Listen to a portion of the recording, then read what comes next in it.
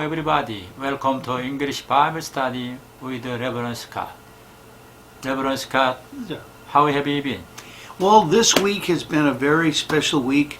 Always want to exalt and lift up Jesus Christ, and what a great service we had this past weekend.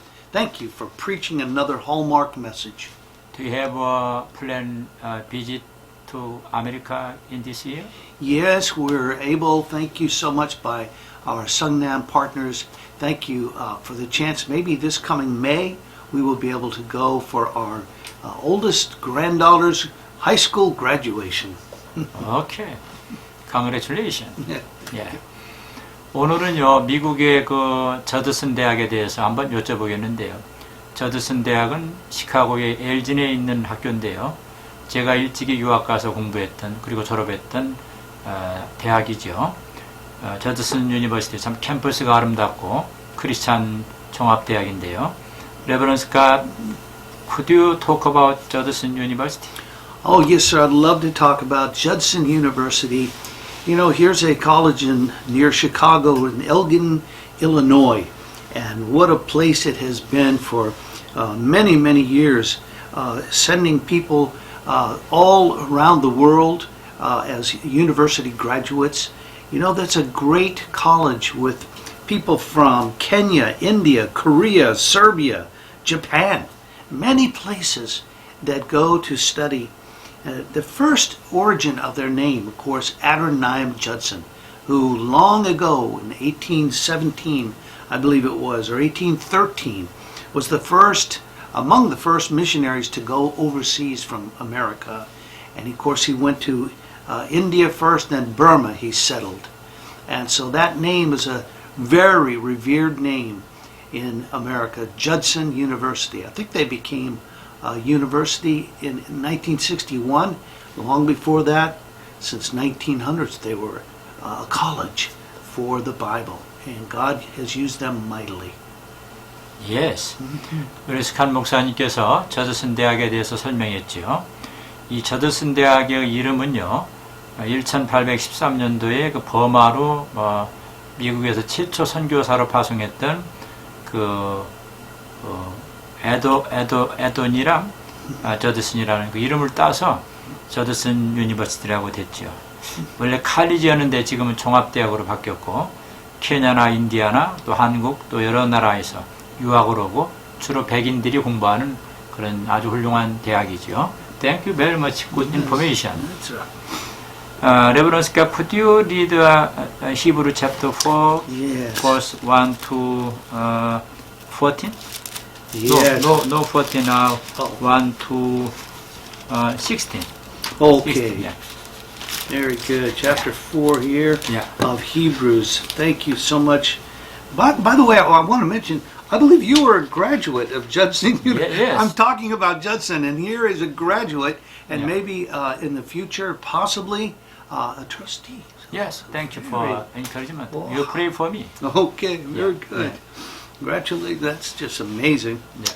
Now therefore, since the promise of entering his rest still stands, let us be careful that none of you be found to have fallen short of it. For we also have had the good news proclaimed to us, just as they did. But the message they heard was of no value to them, because they did not share the faith of those who obeyed. Now we have believed that have entered into the rest, just as God has said. So I decided on oath in my anger and declared this, they shall never enter my rest who have not believed.